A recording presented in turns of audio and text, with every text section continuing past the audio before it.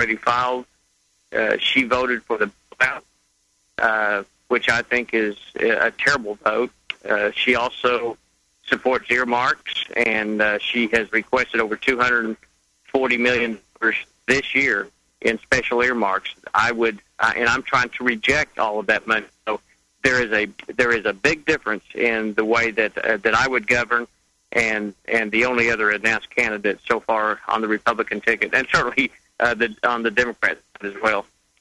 I have an idea who you're talking about. Well, I understand you have to leave us after this segment, Senator. It's been great having you on. Enjoyed it. Great words, and I, for one, hope that you are able to follow through on those words. We all know the habits of politicians. I hope you were able to. I guess we got some background noise there. He's downtown, attending a function down there. Okay. Thank you, Senator Brogdon, for joining us. Godspeed, and we'll be talking to you soon. We'd like to have you back on the show. Anytime. I'd love to. Have a good evening, sir. Well, there he goes. It's great. Hearing him at the local Republican activity luncheons over the last 2.5 years, I was very impressed. There's a guy that's certainly not a usual suspect. He's certainly not a homogenized politician by any stretch of the imagination. He carries himself very well, very presentable, very personable, is not aloof, and I think that's why he's really garnered the amount of respect that he has. And very good friends with Charles Key. And I tell you what, Charles, he's a whole different level individual.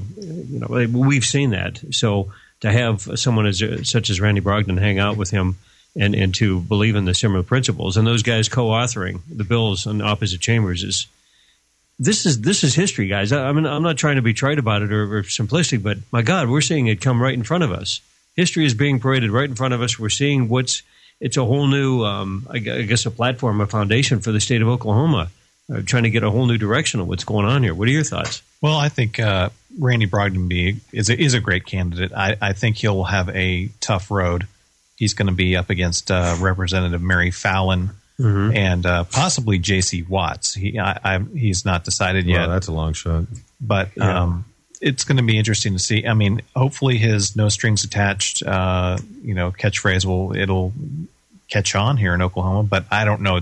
The polls show Fallon. She's a known candidate, and she's ahead in the poll that they've taken. Yeah. Sure. I, for one, am reserving judgment. I am no fan of Fallon at all. I think she former U.S. state rep from the Penn Square Mall area, I think district she's here in Oklahoma City. The height of the example of what goes wrong with government. But once again, I really have a hard time believing what politicians tell me, so I am reserving judgment as of now. Hopefully, I can see more so I can actually tender my support. Well, guys, we're coming up on a next break here on Radio Free Oklahoma. We are broadcasting live from Oklahoma City, and we're on Rule of Law Radio, and that's ruleoflawradio.com. If you'd like to call in, it's 512-646-1984. We'll be back in a moment.